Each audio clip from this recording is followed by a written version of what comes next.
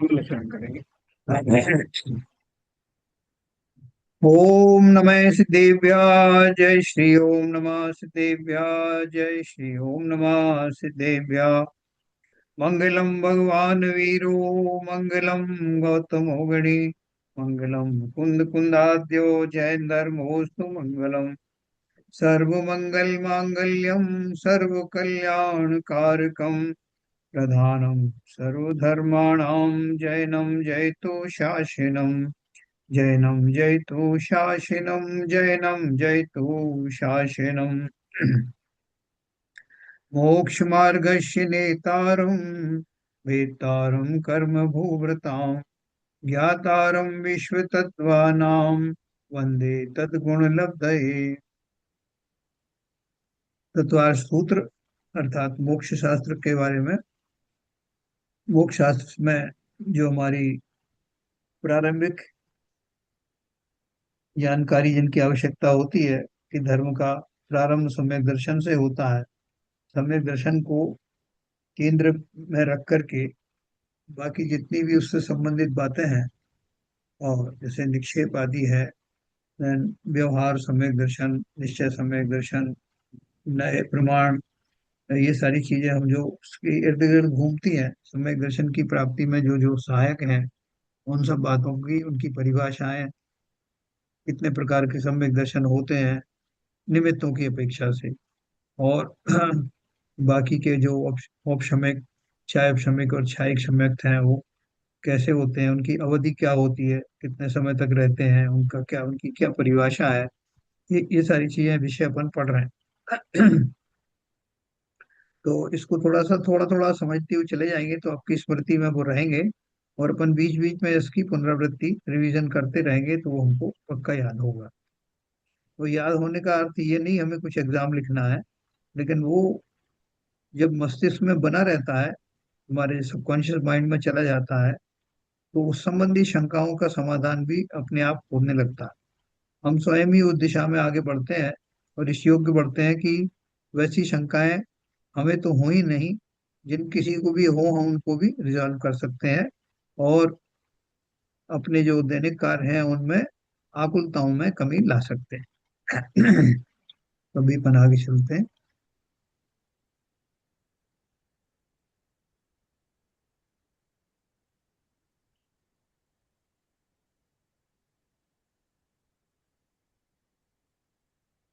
कल अपन ने एक बात पढ़ी थी, मैं दोबारा इसको इसलिए रिपीट कर रहा हूँ कि हमारे ये रोज रोज के काम में आता है। जैसे जिनेन्द्र देव के हम दर्शन करते हैं या पूजन आदि करते हैं, तो उसके बारे में हमारे बहुत सारे कंफ्यूजन्स हैं कि कुछ ज्यादातर शास्त्रों में आजकल हम जो पढ़ते हैं उसमें ये लिख दिया जाता है कि ये पूजा पाठ आदि जो है वो हमारे लिए मोक्ष मार्ग में डायरेक्टली कार्यकारी नहीं है। तो हम लोग उद्वेलित हो जाते हैं क्योंकि हमारा तो मुख्य काम यही है, और हम ये मान के बैठे हैं कि ये सब जो जितने हम धार्मिक अनुष्ठान आदि करते हैं, पूजन आदि करते हैं, ये हमको दोनों फायदे पहुंचाएंगे। इस लोक में भी हमारे भौतिक सुखों का ध्यान रखेंगे, और फ्यूचर में भी हम इन्हीं के सारे मोक्ष चले जाएंगे। ऐसा हम लोगों में से ज्यादातर लोगों का ऐसा विश्वास है, और इसी विश्वास के बल पर हम वो अपनी प्रक्रियाएं चालू रखते हैं। तो यहाँ जब हमने शास्त्र पढ़े गहराई से, हमें वास्तव में एक वास्तविक मोक्ष मार्ग मालूम होना चाहिए। कंफ्यूजन की बात नहीं है कहीं भी, कोई शंका की बात नहीं है। निश्चित तौर पर सम्यक दर्शन के प्राप्त होने का और मोक्ष मार्ग प्रशस्त होने के क्या कारण है, जब हम उन्हें पढ़ते हैं तो उन्होंने बड़ी दृढ़ता के साथ में ये बाकी की जो नीचे की भूमिका के जो अ, धार्मिक क्रियाएं हैं उनको नकारा है। उनका नकारने का अर्थ खाली इतना ही मात्र है कि हम उसी के भरोसे ना रहें, उससे आगे की भूमिका को हम धारण करें, और ये मान करके करें कि इन भूमिकाओं से छोटे मोटे पुण्य आदि तो मिल सकते हैं लेकिन मोक्ष मार्ग प्रशस्त नहीं होगा। तो जब हमें बिल्कुल अच्छी तरह से मालूम पड़ गया है तो कैसे प्रशस्त होगा, उनमें क्या कमी है, ये भी हमें जानना हो, ये भी जरूरी है।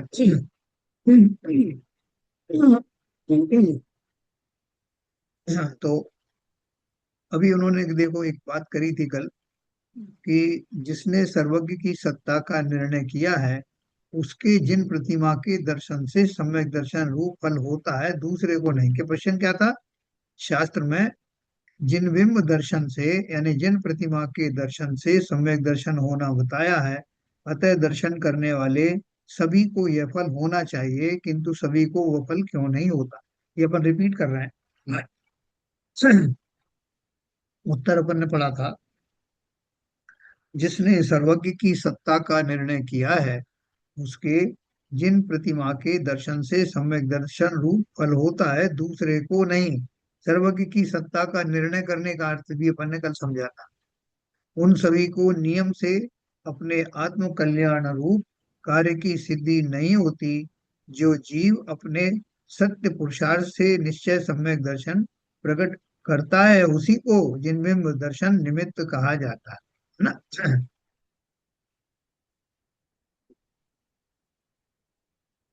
जिन्होंने सर्वज्ञ का तो निश्चय किया नहीं, किंतु मात्र कुल पद्धति से, संप्रदाय के आश्रय से या मिथ्या धर्म बुद्धि से दर्शन पूजन आदि रूप प्रवृत्ति करते हैं, और कितने तो मत पक्ष के हठग्राहीपने से अन्य देव को नहीं मानते, मात्र जिन देवादि के सेवक बने हुए हैं, उनके भी नियम से अपने आत्म कल्याण रूप कार्य की सिद्धि नहीं होती। मैंने कल भी अपन ने बात पढ़ी थी कि हम मात्र इसलिए कि हमने जैन संप्रदाय में जन्म लिया है, तो हम, हमारे 24 तीर्थंकर हैं, उन्हीं को किसी न किसी रूप में मानते हैं। और उसके अलावा जो जितने भी हैं बाकी के, और किसी के और दूसरी मूर्तियां हैं, दूसरे देव आदि हैं, उनको हम खुदेव को मान करके और उनको छोड़ देते हैं, और इतने से ही मान लेते हैं कि हम जो है सम्यक दृष्टि हैं, हमको मिथ्यात्वी देवों का सेवन नहीं करना। लेकिन वास्तव में हम लगभग वैसी ही क्रियाएं करते हैं। सिर्फ इतना ही फर्क है कि उनकी जो प्रतिमा है उन पे विष्णु या शिव या कुछ लिखा हुआ होगा, या उनका नाम उन्होंने वो रखा हुआ है। हमने अपने 24 तीर्थंकरों के नाम रखे हैं। लेकिन क्रियाओं के मामले में और उनकी पूजा की जो अपेक्षा है, उनकी पूजा से जो हमें लाभ चाहिए, वो दोनों में समान ही है। यहाँ तक कि अभिषेक आदि करते हैं हम भी अपने, जनाभिषेक जलाभिषेक आदि या पंचामृत अभिषेक करते हैं, वहां भी वो लोग रुद्राभिषेक वगैरह करते हैं ये सब। तो प्रक्रियाएं भी सेम है और एक्सपेक्टेशन भी सेम है। वो भी उनको प्रसन्न करके उनके माध्यम से जो सांसारिक छोटे मोटे दुख दुख आदि हैं उनका निवारण करना, और संसार के भोग आदि की प्राप्ति करना, ये जैनेतर भाइयों का भी ऐसा ही उद्देश्य है उनकी पूजन आदि का। और लगभग ऐसा ही जो मेजॉरिटी जैन है उनका भी यही उद्देश्य रहता है। तो क्रियाएं सेम रही, एक्सपेक्टेशन सेम रहे, और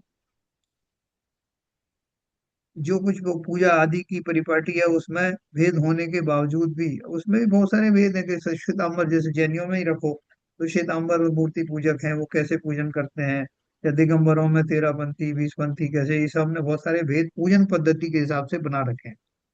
लेकिन कुल मिला के आप देखिए कि इन सब में अपेक्षाएं वही के वही है। उनकी हमने थोड़ा सा वेरिएशन कर दिया है पूजन आदि की पद्धति में, द्रव्य आदि को के चयन करने में। लेकिन इस इतने मात्र से हम कुदेवों के श्रद्धान के आक्षेप से बच नहीं सकते। हमारा भी वही है। हम उनको, भले ही हम महावीर स्वामी की मूर्ति रख रहे हैं तो क्या हुआ, हम उनकी पूजन कुदेवों की तरह ही कर रहे हैं। वो हमारे जो हैं वो परंपरा से गुरु हैं, हमारे संप्रदाय के गुरु हैं, या जो ऐसे कुल देवता लोग मानते थे कि हमारे कुल देवता हैं, लगभग वैसा ही भाव हमारा है। इसलिए जो वो लोग क्या करते हैं कि उनको नहीं छुएंगे, उनको पास नहीं जाएंगे, या जैनेतर मंदिरों में नहीं जाएंगे, तो मात्र इतने से हम मिथ्या दृष्टि नहीं कहलाएंगे, ऐसा नहीं। तो क्रियाएं सारी हम वैसी कर रहे हैं। तो इसलिए उन्होंने लिखा, जिन्होंने सर्वज्ञ का तो निश्चय किया नहीं, किंतु मात्र कुल पद्धति से, संप्रदाय के आश्रय से या मिथ्या धर्म बुद्धि से दर्शन पूजनादि रूप प्रवृत्ति करते हैं, और कितने तो मत पक्ष के हठग्राही पने से अन्य देव को नहीं मानते। जैसे आप नहीं मानते, उनके मंदिर में भी जाते नहीं, वहाँ वो हनुमान जी बिठाल रखे हैं, फलाने बिठाल रखे हैं, लेकिन तुम जो यहाँ कर रहे हो वो भी लगभग वैसा ही है। मात्र जिंदेवादी के सेवक बने हुए हैं, उनके भी नियम से अपने आत्म कल्याण रूप कार्य की सिद्धि नहीं होती। क्यों नहीं होती सिद्धि उनकी? क्योंकि उनके मंतव्य वैसे ही हैं। उन्होंने सर्वज्ञ को की वास्तविक स्वरूप को समझा नहीं, और फलतः अपने स्वरूप को भी जाना नहीं। सर्वज्ञ के स्वरूप को जानने से, कहते हैं ना, जिसने सर्वज्ञ को जाना या जिसने सिद्धों के स्वरूप को जाना, वो स्वयं भी सिद्ध बन जाता है। ये सर जो यहाँ शब्द। पर एक प्रश्न है। हाँ बोलिए। हेलो। हाँ हाँ बोलिए। इसमें लिखा हुआ है सेकंड लाइन में, हाँ उन सभी को नियम से अपने आत्म कल्याण रूप कार्य की सिद्धि नहीं होती, हाँ। जो जीव अपने सत्य पुरुषार्थ से निश्चय समय के दर्शन प्रकट करता है। इसका क्या मतलब?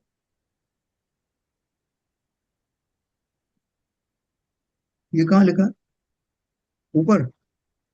जरा नीचे हाँ करिए। ऊपर इसके सेकंड लाइन में शुरू होता है, उन हाँ। सभी को नियम से अपने आत्म कल्याण रूप कार्य की सिद्धि नहीं होती, जो जीव अपने सत्य पुरुषार्थ से निश्चय समय दर्शन प्रकट करता है। नहीं, वो सेंटेंस में फुल स्टॉप गलत जगह पे लग गया है। देखो मैं आपको पढ़ के सुनाता हूँ। हाँ। जिसने सर्वज्ञ की सत्ता का निर्णय किया है, उसके जिन प्रतिमा के दर्शन से सम्यक दर्शन रूप फल होता है, दूसरे को नहीं। ठीक है।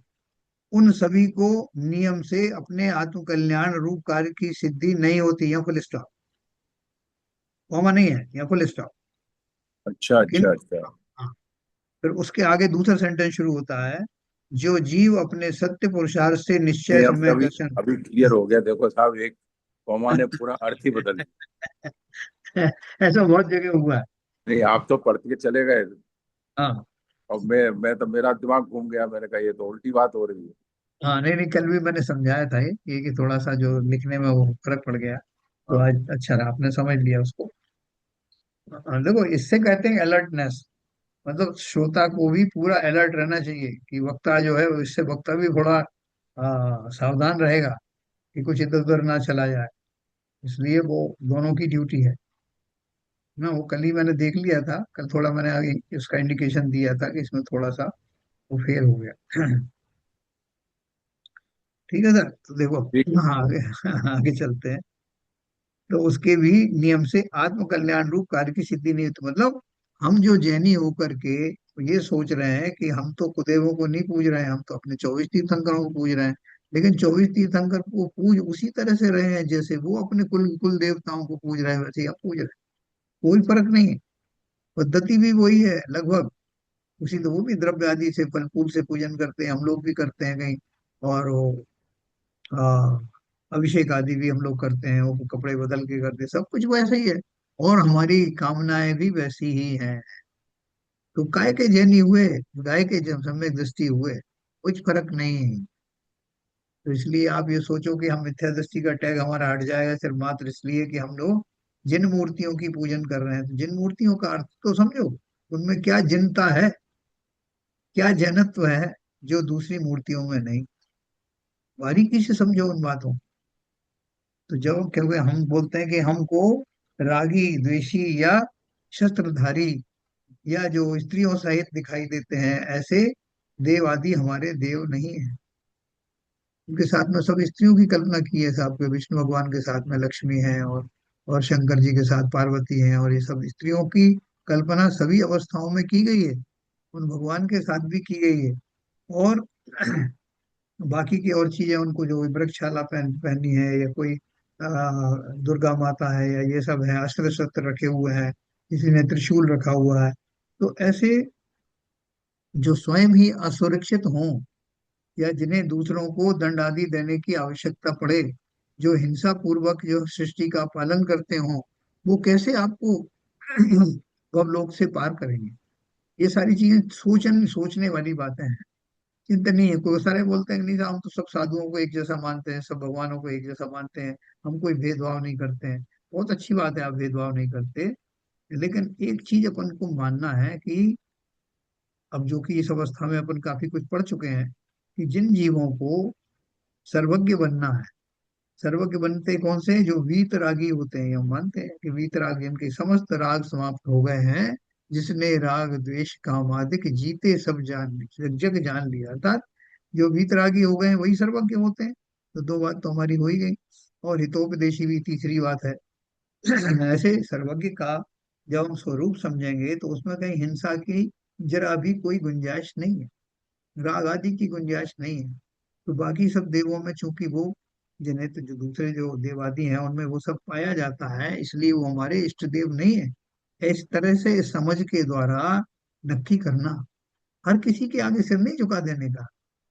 हाँ, बहुत सारे आप देखोगे कि जैनेतर में भी बहुत सारे ऐसे श्रावक हुए हैं जो कि अपने अच्छे विचारों के कारण, अपने श्रेष्ठ आचरण के कारण, और जो संयम आदि धारण करने के कारण 12वें स्वर्ग तक जाते हैं। तो वो जाते हैं तो वो तो वंदनीय है ना एक अपेक्षा से। उन गुणों की का आधार पर वो उस हिसाब से वंदनीय है। सर्वज्ञ की तरह तो नहीं है, लेकिन हाँ, फिर भी उस हिसाब से पूजनीय है, वो अभिनंदनीय है। तो ये अपन को क्या बात करना है कि जब तक मैं अपने स्वरूप के प्रति निष्ठावान नहीं होऊंगा, अपने स्वरूप को नहीं जानूंगा, सर्वज्ञ को नहीं जानूंगा। सर्वज्ञ को जाना तो अपने स्वरूप को भी जान लो। इसलिए उन्होंने कहा कि हम कोई भी हठ आदि करें, पूजन करें कि हम तो ऐसे किस पद्धति से कर रहे हैं साहब, हम तो 13 पंथी हैं, हम तो 20 पंथी हैं, हम तो साहब स्थानक वासी हैं। हम कुछ भी करें, जो हमारी पद्धति के तरीके पूजन आदि के अलग अलग हो सकते हैं, लेकिन इन्होंने लिखा ना, जब तक अपने आत्म कल्याण रूप चिंतन में नहीं जाएगा तब तक कार्य की सिद्धि नहीं होती। ये एक बेसिक मोटिव लेकर के चलना। फिर देखो प्रश्न किया किसी ने, उसने बात पकड़ ली उनकी कि सर्वज्ञ की सत्ता का यदि आपको निर्णय करना है। उन्होंने बोला, यदि सर्वज्ञ की सत्ता का निश्चय हमसे नहीं हुआ तो क्या हुआ? वे देव तो सच्चे देव हैं, उनकी पूजन आदि करना व्यर्थ थोड़े ही होती है। देखो अपन सब शॉर्टकट मारते हैं आपसे। जगह जगह आचार्यों ने कहा कि भैया तू तार्किक बुद्धि लगा करके लॉजिक्स के साथ में चिंतन करके तब बात को मानना, ऐसे ही मानेगा तो मिथ्या दृष्टि माना जाएगा। तो अपन बोलते हैं कि साहब इतना जो है क्यों इतना कोशिश करना। बहुत सारे लोग आप देखते हो कि कॉलेज में स्कूल में भी, कि कोई मेधावी छात्र को पकड़ लिया, बोला कि ये सही करता है, अपन तो इसके कॉपी करेंगे, खाली नकल करना। तो फिर वो नकल करना तो ठीक है, लेकिन उसमें भी बहुत विवेक की जरूरत होती है, नकल में भी अकल। तो इसी प्रकार से जो किसी ने कह दिया कि हमको कोई सर्वज्ञता की जो परीक्षा नहीं करना, कोई उसको कोई लॉजिक नहीं ढूंढना, हम तो ये मानते हैं कि जो सब लोग कहते हैं, जैनी लोग बोलते हैं कि ये सर्वज्ञ हैं, सिद्ध आदि सर्वज्ञ हैं, तो हम उनको मान लेते हैं क्या है। हमको अलग से क्यों आप बोल रहे हो कि मैं सर्वज्ञ का स्वरूप जानूं? क्यों जानूं? तो मान लिया कि ये जो सम 24 तीर्थंकर हैं, इनकी जो प्रतिमाएं हैं, ये सब जो है सिद्ध बन गए हैं और ये सब सर्वज्ञ हैं। अरहंत थे जब भी सर्वज्ञ थे, तो मान लिया इतना। तो उन्होंने को यही क्वेश्चन उठाया, यदि सर्वज्ञ की सत्ता का निश्चय हमसे नहीं हुआ तो क्या हुआ? वे देव तो सच्चे देव हैं, उनकी पूजनादि करना व्यर्थ थोड़ी ही होती है ना। देखो लॉजिक अच्छा दिया उन्होंने। उत्तर है, यदि किंचित मंद कषाय रूप परिणति होगी तो पुण्य बंद होगा, परंतु जिन मत में तो देव दर्शन से सम्यक दर्शन रूप फल होना बतलाया है, सो तो नियम से सर्वज्ञ की सत्ता के जानने से ही होगा, दूसरी तरह से नहीं।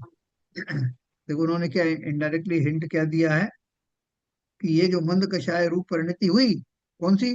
पूजन आदि आपने जो किया, उनसे आपकी कषाय तो मंद हो गई। तो कषाय मंद हो गई तो आपको पुण्य बंद हो जाएगा, लेकिन असली काम तो हुआ नहीं ना। असली काम क्या हुआ? जिन मत में तो देव दर्शन से सम्यक दर्शन रूपी फल होना बतलाया है, तो आपको सम्यक दर्शन तो होगा नहीं। तो बोले क्यों नहीं होगा? तो बोले सो तो नियम से सर्वज्ञ की सत्ता के जानने से ही होगा, दूसरी तरह से नहीं। है ना? तो सर्वज्ञ की सत्ता का जानने का अर्थ क्या है?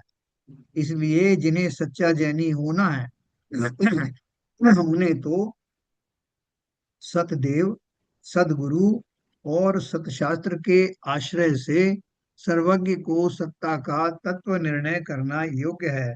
किंतु जो तत्व निर्णय तो नहीं करते और पूजा स्तोत्र दर्शन त्याग तप वैराग्य संयम संतोष आदि सभी कार्य करते हैं, उनके ये सभी कार्य झूठे अर्थात निरर्थक हैं। झूठे का अर्थ यहाँ ये समझ कि वो कोई काम के नहीं।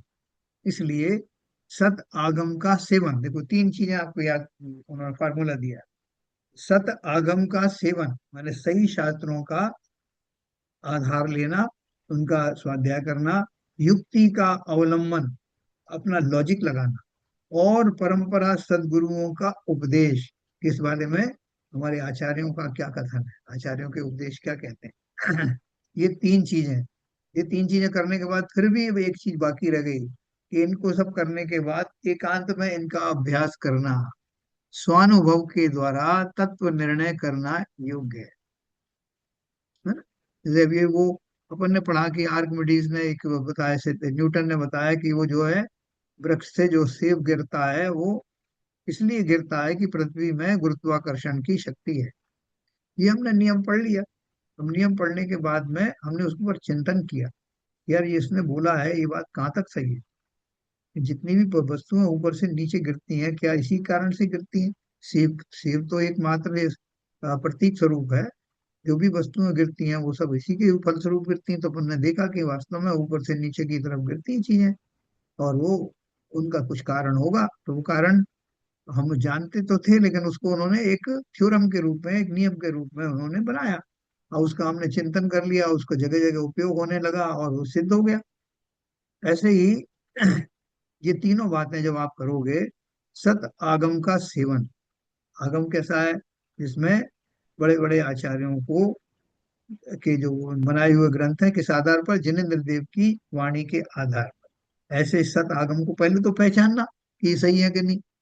उनमें आप थोड़ी बुद्धि दूसरे जो विद्वान आदि हैं जिन्हें आप प्रामाणिक व्यक्ति मानते हैं उनके सहारे से खोज कर सकते हो। और मेरे लिए मेरी इस भूमिका में कौन सा जो है आगम पढ़ना ये उचित है, तो सबके अपने अपने ज्ञान का क्षोभक्षम अलग अलग होता है। आप किसी को व्यक्ति को एक सीधा गुम्मट सार ला के दे दो कि भाई तुम ये पढ़ो, वो नहीं पढ़ पाएगा। इसलिए अपनी क्षमता के अनुसार निर्णय करना। जहाँ अपन को वो समझ में नहीं आता तो बहुत सारे लोग बताने के लिए तैयार बैठे हैं कि अब मुझे इस भूमिका में क्या पढ़ना चाहिए, कहाँ से शुरुआत करना चाहिए, और उसका कैसे एप्लीकेशन करना चाहिए, कहीं कोई शंकाएं आ जाए तो उसका निवारण कैसे करना चाहिए। तो सद आगम का सेवन, युक्ति का अवलंबन, परंपरा सदगुरुओं का उपदेश, और स्वानुभव के द्वारा तत्व निर्णय करना योग्य है। एकांत में बैठ करके सोचना, जाओ मैंने जो पढ़ा है उसका अर्थ क्या है, कितने जीवों ने इसका लाभ उठाया है, वो अनुभव की दशा ला करके जो पढ़ा है उसको भी चिंतन करना, और उसको तर्क की कसौटी पर कसना कि वास्तव में सही है क्या। ये बोलते हैं कि शरीर अलग अपना काम करता है, जीव अपना काम अलग करता है, शरीर का अस्तित्व पर्याय भर होता है, लेकिन जीव का अस्तित्व अनादिकाल से अनंत काल तक रहता है, हमेशा रहता है। ऐसा ये सब चिंतन करना, अलग अलग करना, कि बोलते हैं कि आत्मा को शस्त्रों से नहीं काटा जा सकता, पानी में डुबोया नहीं जा सकता, हम सोचें ऐसा सब है क्या। तो जब बार बार सोचोगे तो वो आपके बैकग्राउंड में बस जाएगा, किसी बार बार आपको रेफर करने की जरूरत नहीं। तो ये तीन चीज याद रखना। फिर एक प्रश्न कहा है, ये कहा है कि मिथ्या दृष्टि देव चार कारणों से प्रथम औपशमिक सम्यक को प्राप्त होते हैं, जिनमें एक जिन महिमा कारण बतलाया है, किंतु जिन बिंब दर्शन नहीं बतलाया है, इसका क्या कारण है ना। मिथ्या दृष्टि देव होते हैं ना, मैंने आपको कल चार तरह के देव बताए थे, चतुर्निकाय के देव। उनमें से तीन तरह के देव तो निश्चय से मिथ्या दृष्टि ही होते हैं। प्रारंभ में तो मिथ्या दृष्टि ही माने जाते हैं, उनमें से कोई कोई जीव सम्यक दृष्टि हो जाए बात अलग है। तो वो चारों तीनों कौन से थे, भवनवासी व्यंतर और कल्प ये ज्योतिष, ज्योतिषी देव होते हैं। और कल्पवासी देवों में मिक्स होते हैं, कुछ स्वर्ग तक जो है वो मिक्स होते हैं, कुछ में सिर्फ ऊपर जा करके सम्यक दृष्टि ही होते हैं, जो अपन आगे सर, पढ़ने वाले। जो ज्योतिष देव होते हैं वो मिथ्या हाँ, दृष्टि होते हैं। यस। ये सूर्य चंद्र जितने ग्रह हैं सारे मिथ्या दृष्टि है। मतलब जन्म जब वो लेते हैं तब वो मिथ्या दृष्टि ही होते हैं वहां पर। उसके हाँ, बाद में बहुत सारे जीव जैसे अपने यहाँ हैं, अब हम सब मिथ्या दृष्टि थे, और अभी भी है नहीं कुछ नहीं, हद तक। मैं बात कर रहा हूँ केवल ज्योतिष देवों की। हाँ हाँ, तो तीनों की बता दिए मैंने, ज्योतिष देवों का भी बताया, व्यंतर देवों का बताया, और तीसरा भवनवासी देव। तीनों ही जन्म से मिथ्यादृष्टि ही होते हैं। ठीक है सर। तो वो मिथ्या दृष्टि होते हैं, जबकि देखो मजे की बात देखो कि उनका सूर्य का चंद्र जो विमान है या चंद्रमा का जो विमान है, वो विमान में जिनेंद्र देव की बड़ी विशाल और भव्य प्रतिमा होती है। आपको कई बार आप दर्शन करो, चंद्रमा को देखो शांत भाव से, तो आपको ऐसा भी लगेगा कि प्रतिमा विराजमान। तो वो प्रतिमा उनकी होती है, लेकिन वो उसको क्या मानते हैं, अपना कुल देवता मानते हैं। तो हाँ। और फिर बहुत सारे जीव जो है उनमें, उन देवों में भी सम्यक दृष्टि हो जाते हैं, क्योंकि चारों गति के जीव सम्यक दर्शन धारण कर सकते हैं। तो इसलिए उनको भी उनमें से बहुत सारे लोग कर लेते हैं। जैसे अभी वो देवी आती है ना आपको, जो आ, जो भगवान के कल्याणक वगैरह में भी आती हैं, और जो देवियों के बारे में अपन पढ़ेंगे, वो भी मिथ्या दृष्टि होती हैं, कमल में रहने वाली देवियां होती हैं, लेकिन उनमें भी बहुत सारे सम्यक दृष्टि हो जाती है। नहीं, ये मेरा सब। मेरा सवाल स्पेसिफिक था साहब। हम्म। जैसे सूर्य है, हम्म। जो ज्योतिषी देव है, हाँ हाँ अब वो आप बता रहे हैं वो मिथ्या दृष्टि है। हाँ अगर वो सम्यक दृष्टि हो जाएगा हाँ। तो उसका भी वो तो अनाद काल से है, अनाद काल तक रहेगा, तो उसका तो देह परिवर्तन होता नहीं है। नहीं, क्यों नहीं होता? देवों की आयु होती है ना 10,000 मिनिमम वर्ष से लेकर के, और 33,000 साल, 33 सागर तक की आयु होती है।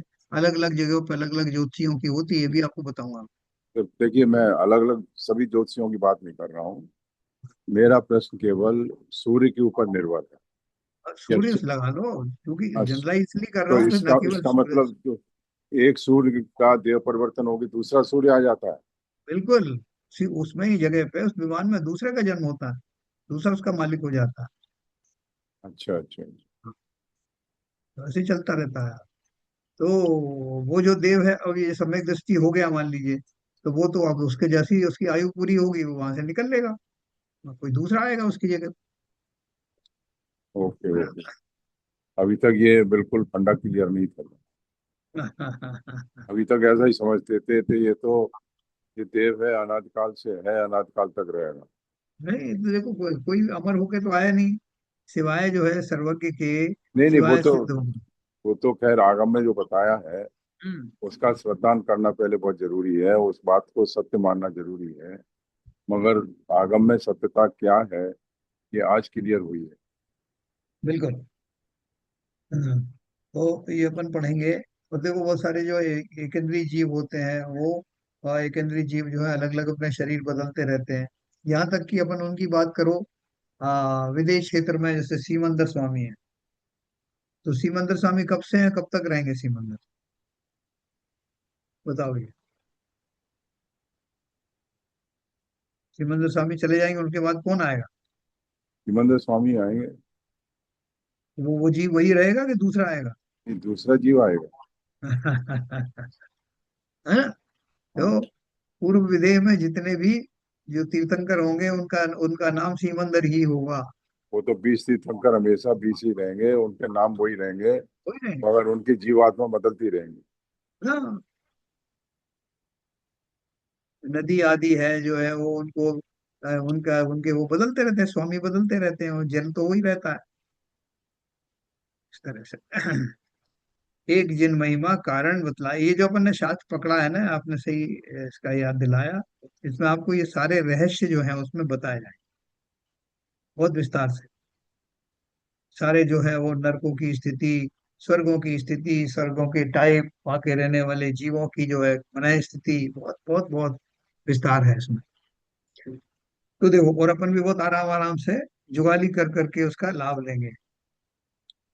ये कहा है कि मिथ्या दृष्टि देव चार कारणों से प्रथम औपशमिक सम्यक को प्राप्त होते हैं। उनमें एक जिन महिमा कारण बतलाया, किंतु जिन बिंब दर्शन नहीं बतलाया, इसका क्या कारण है? तो उन्होंने क्या बताया कारण? जिन बिंब दर्शन का जिन महिमा दर्शन में समावेश हो जाता है, क्योंकि जिन बिंब के बिना जिन महिमा की सिद्धि नहीं होती। क्यों नहीं होती? क्योंकि देखो, जिनेन्द्र देव जब होते हैं तो वो एक पर्टिकुलर काल होता है। उस चतुर्थ काल में, जैसे यहाँ पर अपन सब देखते हैं कि वो उनको जो अरिहंत जो तीर्थंकर आदि की उत्पत्ति होती है, तो जो उस टाइम रहेंगे वो खाली वो तो देख लेंगे कि हाँ जिनेन्द्र देव क्या होते हैं। लेकिन वो उनके बिना उनकी एब्सेंस में, या तो उनका काल ही नहीं है उस समय में, या हम उस स्थिति में नहीं है उनको डायरेक्ट उनका समोशरण आदि देख सकें, तो एक मात्र एक उपाय है, जिन बिंब के दर्शन। अब देखो तिरंज भी दर्शन करते हैं, कहीं आपने देखा हो कि बंदर हैं, जो संगी पंचेंद्री जीव है, बंदर है, नेवले हैं, ये सब जो जाकर के सर्प हैं, वो भी जिनेन्द्र देव के दर्शन करते हैं। उनकी मजबूरी हो गई कि उस पर्याय में चले गए, लेकिन विवेकी हैं, इसलिए आपने बहुत जगह देखा होगा कि जिनेन्द्र देव की मूर्ति के पीछे से सर्प निकला, या कोई मुनिराज है उनसे कोई सर्प लिपट गया, या उनके सामने नतमस्तक हो गया, या ऊपर से लटका हुआ उनका उपदेश सुन रहा है। ये सारे आपने जो 24 तीर्थंकर पुराण पढ़ने हैं आप, उसमें आपको ये सारी चीजें मिलेंगी। विद्यासागर महाराज के बारे में लोगों ने बताया कि नैनागिरी में जब उनका उपदेश चलता था, तो ऊपर से बहुत सारे सर्प लटके रहते थे, और जैसे ही उनका वो समाप्त होता था वो चले जाते थे। बहुत सारे तो कहने का अर्थ क्या है कि ये जिन बिंब का जो है, जिन बिंब में वो सारा ही आ गया, कि उनका उनकी प्रेजेंस होना, उनकी उपस्थिति होना, किसी न किसी रूप में होना, वो जिन रिद्धि को या जिन महिमा को सिद्ध कर देता है, इसलिए उसमें वो शामिल है। तो उनका प्रश्न ये था कि जो देवता है, मिथ्यादृष्टि देव है, वो उपशमिक सम्यक दर्शन प्राप्त करते हैं, तो वो कैसे करते हैं? जिन महिमा आपने कहा, तो जिनबिंब दर्शन क्यों नहीं बताया उनको? जिनबिंब दर्शन भी उसमें ही शामिल है, क्योंकि देखो एक्चुअली मिथ्यादृष्टि क्या देव। है, क्या हाँ है, जब तक जिन बिन दर्शन नहीं होगा तब तक आप जिन महिमा मतलब अंतर मन में, अंतरंग में ला ही नहीं सकते। हाँ, वो आप उसका आकार प्रकार स्वरूप जो है समझ नहीं पाते, हाँ। इसलिए वो उसमें समाहित है। अभी देखो यही जो मैंने आपको बताया, सूर्य है, चंद्रमा है, ये सब ज्योतिषी देव है, उनके विमानों में ही मौजूद है जिन बिंब, लेकिन वो मिथ्या दृष्टि होने के कारण उनको उस रूप में नहीं समझ पाते। उनको कुल देवता मानते हैं कि भाई ये मेरे विमान में है, तो ये मेरे कुल गुरु है, कुल देव है। लेकिन जब वो सम्यक दृष्टि हो जाता है वो जीव, तब वो उन्हीं प्रतिमाओं को उस रूप में देख पाता। फिर एक प्रश्न आया है, स्वर्गावतरण, जन्माभिषेक और दीक्षा कल्याणक रूप जिन महिमा जिन बिंब के बिना की जाती है, इसलिए क्या जिन महिमा दर्शन में जिन बिंब दर्शन का अविनाभावित्व नहीं आया? क्या क्वेश्चन पूछा? स्वर्गावतरण, जन्माभिषेक और दीक्षा कल्याणक रूप जिन महिमा जिन बिंब के बिना की जाती है, इसलिए क्या जिन महिमा दर्शन में जिन बिंब दर्शन का अविनाभावित्व नहीं आया? अविनाभावित मतलब कि वो है तो ये है। जिन महिमा दर्शन में जिन बिंब दर्शन, यानी जिन महिमा की अगर दर्शन बात करते हैं, तो उसमें जिन बिंब आया कि नहीं आया? और इसका जो प्रश्न आप जो समझना, थोड़ा नीचे उत्तर में विशेष समझाया उन्होंने। स्वर्गावतरण, जन्माभिषेक, स्वर्गावतरण क्या होता है? जब गर्भ, तीर्थंकर, गर्भ हाँ, कल्याण। गर्भ कल्याणक, जब तीर्थंकर जो है स्वर्ग से अवतरित होते हैं, तो वो गर्भ कल्याणक। फिर जन्माभिषेक, जन्म कल्याणक और दीक्षा कल्याणक रूप जिन महिमा जिन बिंब के बिना की जाती है। जब वो जिन बिंब है ही नहीं, उसमें आप कल्पना करके उसको बनाते हो, तो क्यों, किस लिए क्या जिन महिमा दर्शन में जिन बिंब दर्शन का अविनाभावित्व नहीं आया? तो बोले महिमा दर्शन तो हो गई, जबकि आपने उनको मूर्ति अभी जो है वो बनी नहीं है, भगवान बनी नहीं है, और आप उसको जिन बिंब दर्शन जो है वो उसको कह करके उसमें महिमा दर्शन आया कि नहीं? क्या जिन महिमा दर्शन में जिन बिंब दर्शन का अविनाभावित्व नहीं आया, कि ये है तो वो है, जिन बिंब है तो महिमा दर्शन है, महिमा दर्शन है तो जिन बिंब होगा, ऐसा दोनों में अविनाभावी रिलेशन नहीं है क्या? ये क्वेश्चन पूछा, उसका उत्तर दिया उन्होंने। स्वर्गावतरण, जन्माभिषेक और दीक्षा कल्याणक रूप जिन महिमा में भी भावी जिन बिंब का दर्शन होता है। जो कर रहे हैं, जो करा रहे हैं, प्रतिष्ठाचार वगैरह करा रहे हैं, मूर्ति रख दी सामने आपके, जिनका की जिनके अभी वो प्रतिष्ठा होनी, तो उसमें वो सारे जो उनके अनुष्ठान करते हैं ना, जो प्रक्रियाएं करते हैं, तो उनमें वो सब मान करके चलते हैं कि ये जो प्रतिमा है, जिनका स्वरूप मैंने बनाया है, वो वो बालक यहाँ इसमें ही अवतार लेकर के आया है, और वही जो है वो बड़ा होगा, उसी का हम अभिषेक करते हैं जन्माभिषेक में, और उसी को दीक्षा आदि के लिए हम प्रस्तुत करते हैं। यहाँ तक कि आपने देखा होगा कि वो आर्चर्या के लिए निकलते हैं, तो बाकी सब तो मनुष्य होते हैं पंचकल्याणक में, और वो नायक के रूप में वो मूर्ति को ही लेके जाते हैं, वहां कोई मनुष्य नहीं बनता। तो इसलिए वो हमारा जो उसमें जो दर्शन होता है अंदर ही अंदर, उस मूर्ति के अंदर में उन सारे कल्याणों का हमारी कल्पना सजग रूप से बनी रहती। स्वर्गावतरण, जन्माभिषेक और दीक्षा कल्याणक रूप जिन महिमा में भी भावी जिन बिंब का दर्शन होता है। जिन महिमा क्या हो रही है? ये जो कल्याणक है ये जिन महिमाएं तो हैं।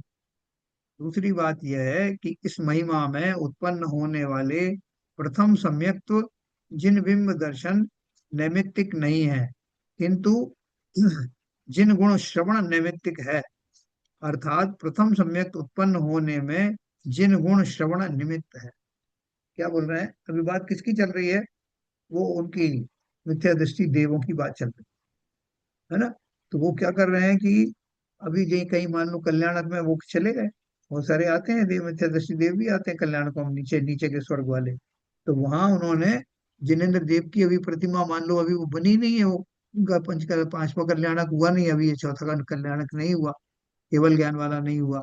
तब भी वो उनको उस महिमा को सुन करके वहां पे जैसे कल्याणक बन रहा है, सारे लोग जयकारे लगा रहे हैं और उनके कल्याणक जिस विधि से मनाए जा रहे हैं, तो उनकी महिमा वहां पे प्रकट होती है। प्रभावना जिन प्रतिमा की प्रभावना जो होती है, उनसे उनको जिन महिमा का दर्शन हो। यही बोल रहे हैं कि इस महिमा से उत्पन्न होने वाले प्रथम सम्यक्त जिन बिंब दर्शन, सम्यक्त में जिन बिंब दर्शन नैमित्तिक नहीं है, किंतु जिन गुण श्रवण नैमित्तिक है। उनके जो गुण सुनते हैं वो के ऐसे गुण के धारी, ऐसे उन्होंने दीक्षा ली, इस तरह मौन हो गए और इस तरह से केवल ज्ञान आदि प्राप्त किया, ये महिमा सुनने से पढ़ने से मालूम पड़ती है। अर्थात प्रथम सम्यक उत्पन्न होने में जिन गुण श्रवण निमित्त है। ये बात क्यों कह रहे हैं वो? क्योंकि उन्होंने किसी ने प्रश्न पूछा था कि वो मिथ्या दृष्टि देव है, अगर मान लो वो सभी कल्याणक में नहीं आए या अंतिम कल्याणक में ज्ञान कल्याणक में नहीं आए, बाकी तीन कल्याणक में आए, तो उनको सम्यक दर्शन नहीं होगा क्या? क्योंकि वो तीन कल्याणक में तो जिन महिमा आई नहीं, तो कौन ने कहा कि जिन महिमा नहीं आई? वो भले ही वो प्रतिमा अभी जिन बिंब का रूप धारण नहीं कर पाई है, उसका अभी प्रतिष्ठा नहीं हुई है, लेकिन जो कुछ भी प्रक्रिया चल रही है, जो उनके बारे में जयकारे लग रहे हैं, जो उनके बारे में जो धार्मिक वातावरण बना हुआ है, उस सारी प्रक्रिया से उनको जिनेन्द्र का स्वरूप समझ में आता है, उनकी महिमा उनको दिमाग में आती है। और उस महिमा को सुन करके श्रवण मात्र से बहुत सारे मिथ्या दृष्टि जीवों को प्रथमोपशम सम्यक तो हो जाता है। हमको होता है क्या? हम तो पंचकल्याण कराने वालों में से है, मनुष्य है ना। हम तो उस प्रक्रिया में से डायरेक्ट गुजरते हैं, और हमारे सामने तो सारी चीजें आने वाली हैं। जब पहले जब उनका अभिषेक आदि हुआ है, जन्माभिषेक हुआ, तब भी हम थे, हम रहते हैं। और बाद में जब उनका दीक्षा कल्याणक और तब कल्याणक होता है, ज्ञान कल्याणक होता है, तब भी हम रहते हैं। तो हमको सम्यक दर्शन हुआ क्या है? तो इसलिए वो लागू किस पर होता है? ना तो वो मिथ्या दृष्टि देवों पर लागू हुआ, ना मिथ्या दृष्टि मनुष्यों पर लागू हुआ। लागू उन पर होता है जो उस धर्म श्रवण के माल को हजम करते हैं, आत्मसात करते हैं। उनको सुन करके देख करके भी अहो अहो हो, वो महिमा जिन्हें आ जाती है, वही वास्तव में सम्यक दृष्टि बन पाती। तो फिर एक प्रश्न पूछा, जाति स्मरण का देव रिद्धि दर्शन में समावेश क्यों नहीं होता? जाति स्मरण आपने को पता है ना, जाति स्मरण क्या होता है? पूर्व पूर्व भव के बारे में क्या हुआ है उसका, इसके बारे में ज्ञान होना, इसका हाँ, ज्ञान लेना, जाति स्मरण। देखो अपन ने ऊपर पढ़ा था कि जो सम्यक दर्शन के कारण है, उन कारणों में एक जाति स्मरण एक कारण अपन ने पढ़ा था, एक देव रिद्धि दर्शन भी पढ़ा था। तो देव रिद्धि दर्शन क्या है वो भी आपको बताओ, और जाति स्मरण तो आप समझ ही गए हैं कि नरकों में जाति स्मरण होने से उन नारकियों को अपने पूर्व भव का ध्यान आता है। पूर्व भव में कैसे उन्होंने धर्म का सेवन नहीं किया था, कैसे क्रूर परिणाम रखे थे, जिसके कारण से उनको यहाँ आना पड़ा। और उन्हें अपनी बड़ी आत्मग्लानि होती है, अपना स्वरूप उनको समझ में आता है, और फिर वो पूर्ण निष्ठा के साथ अपना अंतरावलोकन करते हैं, उस प्रोसेस में उनको सम्यक दर्शन की प्राप्ति हो। ऐसा प्रोसेस देवों के भी होता है। लेकिन देव क्या देखते हैं कि जैसे आपने देखा कि शैया पर से उठते ही है, उत्पन्न होते ही वो जवान हो जाते हैं। वो जैसे उठ के सो के कोई व्यक्ति उठता है, ऐसे युवा वहां उठ के बैठता है सही शैया के ऊपर, उत्पात शैया पर। तो वहां एकदम वो देखता है कि आंख खुलते ही कि मेरे चारों तरफ बहुत सारे सेवक खड़े हुए हैं, और चारों तरफ सुगंधित वायु बह रही है, सुगंधित वस्तुएं हैं, बहुत सुंदर सुंदर दृश्य है। आपकी आज्ञा मानने के लिए तमाम लोग खड़े हुए हैं हाथ जोड़ करके, हाँ हे स्वामी स्वामी करके बात कर रहे हैं। तो उसको बड़ा ताज्जुब होता है कि ये सब क्यों क्यों हो गया, मैं कौन हूँ, कहाँ से आया, ये सब मेरे कौन है। तब उसको थोड़ी देर के बाद ही अपने अवधि ज्ञान से पता लगता है। क्या पता लगता है कि उसने पूर्व में क्या कुछ किया था, जिसके कारण उसको इतनी रिद्धियां प्राप्त हुई, ऐसा अभिमान प्राप्त हुआ, ऐसे उसके सेवक प्राप्त हुए। तो वो दर्शन उसको होते हैं, और उन दर्शन के होने से उसको पता लग जाता है कि मैंने पूर्व में धर्म को किस प्रकार अपनाया था, धर्म की कैसे सेवा की थी, जिनके कारण ये रिद्धियां आदि मिली हैं। और उससे उसको धर्म के ऊपर में विश्वास और दृढ़ हो जाता है ना। तो यहाँ अभी वो मिथ्या दृष्टि है, ये मान के चलना। लेकिन उसको जब उसने ये जाति स्मरण किया तो उसको वो धर्म की सारी स्थिति पता लगी। और साथ में एक और चीज है, वो दूसरे देवों को देखता है कि उनके विमान और भी ज्यादा कांतिमय है, और भी ज्यादा रिद्धिमय है। उसका डिफरेंस भी उसको समझ में आता कि इन देवों ने सम्यक दर्शन पूर्वक आराधनाएं की थी, और बहुत कुछ उनका एक साथ जो किया था वो मैंने नहीं किया था। तो ये दोनों चीजें जब उसके समझ में आता है, तो उसको, जिनको सम्यक दर्शन होना होता है, ये उसका कारण बन जाते हैं। तो देखो ने पूछा ना, जाति स्मरण का देव रिद्धि दर्शन में समावेश क्यों नहीं होता।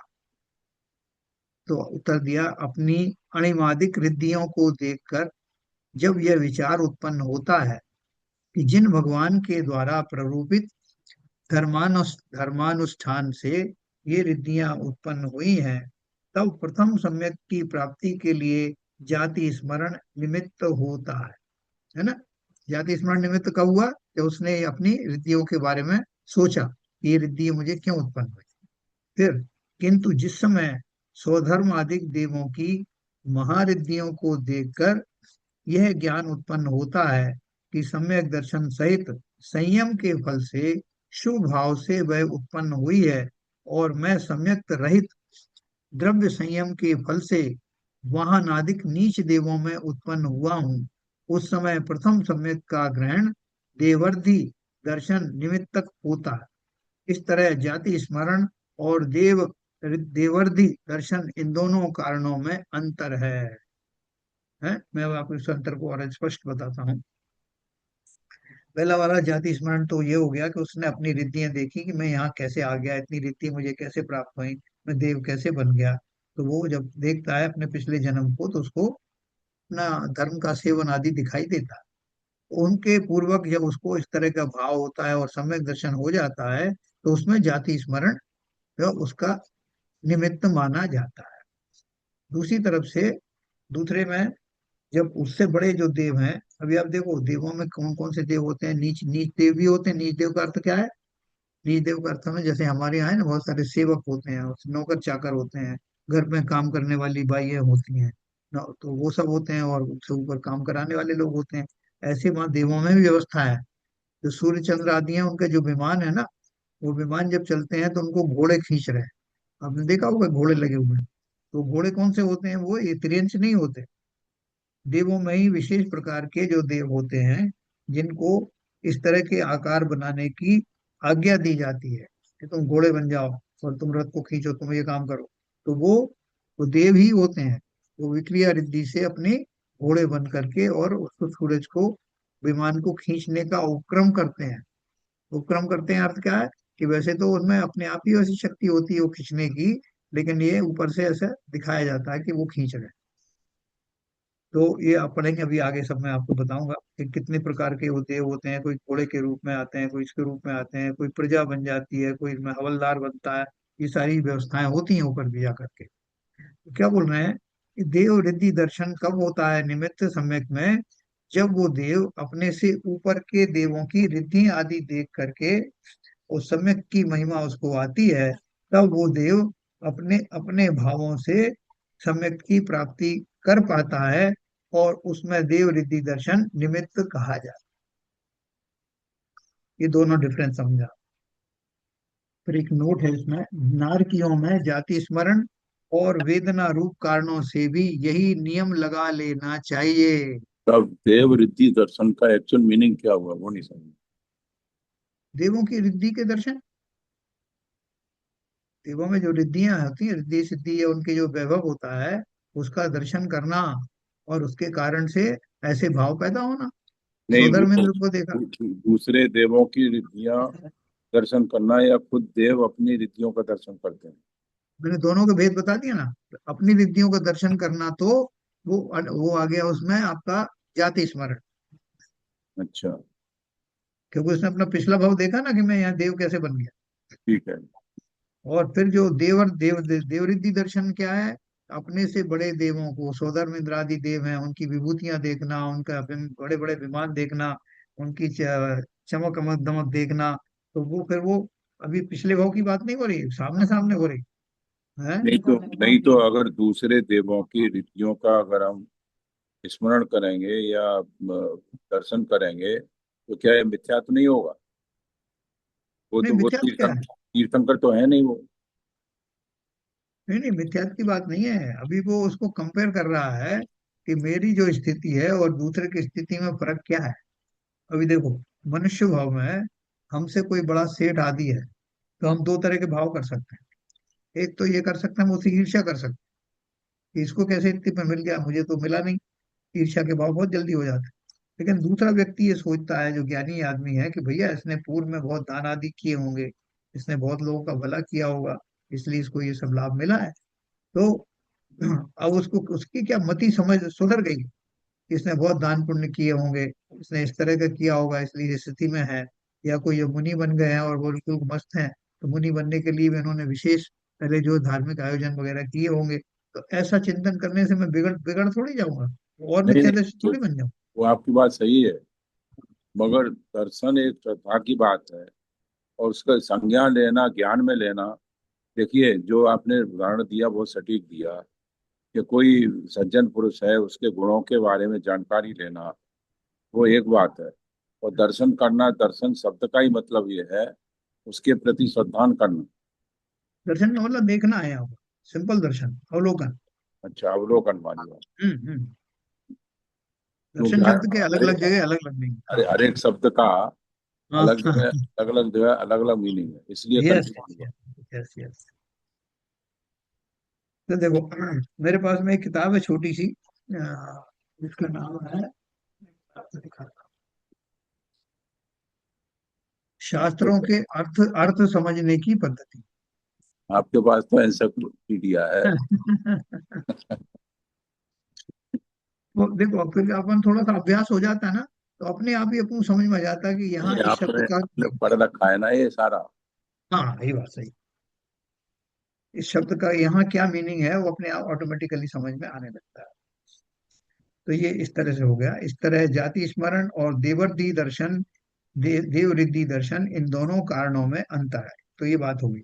फिर देखो, उन्होंने नीचे नोट लगाया, उन्होंने बोला कि जैसे ये दो डिफरेंस यहाँ लगाए हैं, ऐसे ही दो डिफरेंस आप नारकियों में भी लगा लेना। नारकियों में जाति स्मरण और वेदना रूप कारणों में भी यही नियम लगा लेना चाहिए। ओके। हैं? क्योंकि वेदना वर्तमान में हो रही है, और जाति स्मरण पहले के भवों में मैंने क्या किया वो पता लग रहा है ना। वर्तमान का और भूतकाल का, ये दोनों डिफरेंस है इसमें। फिर एक और देखो प्रश्न है, ये सब जो मगर मगर पढ़ता। सर मगर ये जो नीचे नोट लगाया है हाँ नारकियों में जाति स्मरण वेदना रूप कारणों में भी यही नियम। तो ये हाँ नियम तो उसी जीव के लिए है जो जो नारकी जीव है जिसको जाति स्मरण हो रहा है और वेदना भी उसी को हो रही है। मगर जो पहली जो स्थिति थी उसमें जाति स्मरण तो हुआ मगर रिद्धि दर्शन दूसरे देवों के रिद्धियों का आप दर्शन कर रहे हैं। देखो, मैं आपको बताता हूँ। हाँ, वो आपकी बात ठीक है। आ, उसमें एक चीज एक तो ये लगा लेना कि जो जो अपन ने दोनों दोनों अलग अलग स्थितियां हैं। जिन देवों को, देव की अपन बात करें, जिन देवों को जाति स्मरण के निमित्त से सम्यक दर्शन होता है, उनको जाति स्मरण निमित्त बताया जाता है। जिन देवों को दूसरे देवों की रिद्धियां देख करके, और वो होता है अपना क्या बोलते हैं, सम्यक सम्यक दर्शन। दर्शन होता है, तो उनको देव रिद्धि दर्शन उसमें निमित्त बताया जाता है। इसी तरह से नीचे की बात करें अपन नारकियों में, तो जाति स्मरण में उस व्यक्ति को अपना, मैंने पूर्व में क्या किया था, है ना, इसको, इस जाति स्मरण को कंपेयर करो इस देव वाले जाति स्मरण से। इस देव ने क्या स्मरण किया? अपनी अणिमादिक रिद्धियों को देखकर जब ये विचार उत्पन्न होता है कि मुझे ये रिद्धियां क्यों प्राप्त हुई, अर्थात देवगति क्यों प्राप्त हुई, मैंने क्या किया था, तो पास्ट का उसको मालूम पड़ गया। नारकी ने जाति स्मरण किया तो उसने क्या पढ़ा कि मैंने ऐसे कौन से खोटे काम किए थे जिसके कारण से मुझे ये गति प्राप्त हुई। उसको जाति स्मरण हुआ वहां का, और उसको सम्यक दर्शन हो गया। अब दूसरी वाली, यहाँ यहाँ देव रिद्धि दर्शन उसने पढ़ा। देव रिद्धि दर्शन से उसने दूसरे देवों को देखा कि वो कितने ज्यादा जो है वो अच्छी उनकी महिमा है, उनके वो ज्यादा प्रसन्न है। तो वो उससे वो अपने आप को कंपेयर किया, और उन्होंने कारण समझ लिया कि वो सम्यक दृष्टि देव है। उन्होंने अपनी आत्मा का ये किया, तो उससे उनको प्रेरणा मिली, और वो उसमें निमित्त बना सम्यक दर्शन का। नारकियों ने क्या किया कि उसे बहुत तीव्र वेदना हो रही है, तो उस वेदना को उसने कंपेयर किया कि मनुष्यों को तो ऐसा होता नहीं, इवन त्रियंचों को भी ऐसा नहीं होता, मुझे इतनी तीव्र वेदना हो रही है। वहां उन्होंने देवों से कंपेयर किया, यहाँ आप दूसरे जीवों से कर सकते हो जो नरक गति में नहीं है। खाली कंपैरिजन की बात बता रहे हैं वो, कि एक में वर्तमान चीज से कंपेयर करते हैं और एक में पास्ट से करते हैं, वो नहीं, कारण से। मेरा स्पेसिफिक क्वेश्चन ये था, जो नोट लगा है वो उसी जीव को लिए लगा है जो नारकीय है। हाँ, उसने, नारकीय ने पहले जाति स्मरण किया कि मेरे को क्या कहते हैं, ये नारकीय जीवन क्यों मिला, मेरे पूर्व भाव में मैंने ऐसे क्या पाप किए थे। हाँ, और वो अपने, उसको जो वेदना हो रही है, उसके कारण उसने देखा कि मैं नरक में पड़ा हुआ हूँ। और इस दोनों की स्थितियों का निमित्त बनने के बाद उसको क्या कहते हैं, वीतरागी भाव पैदा हुए और सम्यक दर्शन पैदा, यस, जो मैं समझता हूँ।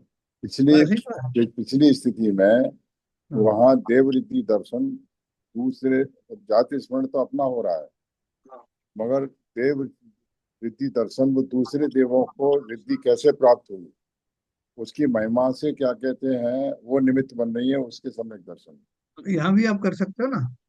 यहाँ उसको जो वेदना हो रही है, वेदना में वो ये मान के चल रहा है कि मैंने मिथ्या दृष्टि पने के कारण से कितने क्रूर अपराध जो किए हैं, नहीं, तो वो जो बात भी सही जो, है, वो खुद के जीव के लिए है, वहां दूसरे जीवों के लिए अंतर नहीं, मेरे आप को ये दूसरे, समझ में आ रहा है। या भी आप दूसरे जीवों से कंपेयर कर सकते हो ना। जो वेदना मुझे हुई है, वो मनुष्य पर्याय के जीवों को नहीं हो रही, वो देवों को नहीं हो रही, आप ऐसे समझ सकते हो उसको।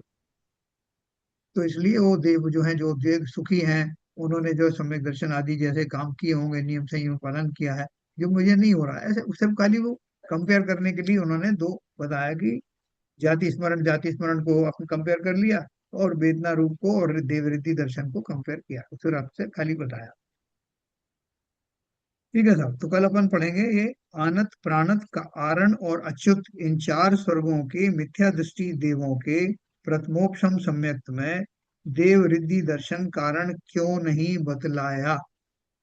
देखो, ये बहुत इंपॉर्टेंट चीज है। कौन कौन से स्वर्ग हैं? चार, जिनका स्वरूप मैं कल आपको बताऊंगा। आनत, प्राणत, आरण और अच्युत स्वर्ग।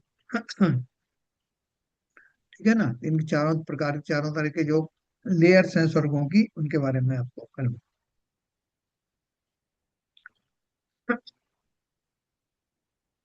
चलिए, आज नहीं आया क्या आज भी? अच्छा, हाँ, वो तो विधान में गया हुआ है। विपुल जी, आप कर पाएंगे जिनवाणी स्तुति? नहीं, मैं कर पाऊंगा। एक सेकंड। मेरा सर नॉइस आएगा, आप कर लीजिए। कोई बात। मिथ्यात्म नाश वे को ज्ञान के प्रकाश वे को आपा पर भास वे को भानु सी बखानी है। छहो द्रव्य जान वे को बंधु विधि भान वे को स्वपर पिछान वे को परम प्रमानी है। अनुभव बताए वे को जीव के जताए वे को काहू न सताए वे को भव्य और ज्ञानी है। जहाँ तहाँ तार वे को पार के उतार वे को सुख विस्तार वे को यही जिन वाणी है। हे जिन वाणी भारती तो जपो दिन रैन, जो तेरी शरणा गए सो पावे सुख चैन। या वाणी के ज्ञान ते सूझे लोकालोक, सो वाणी मस्तक धरूं सदा दे तू दो। जिनवाणी माता की जय।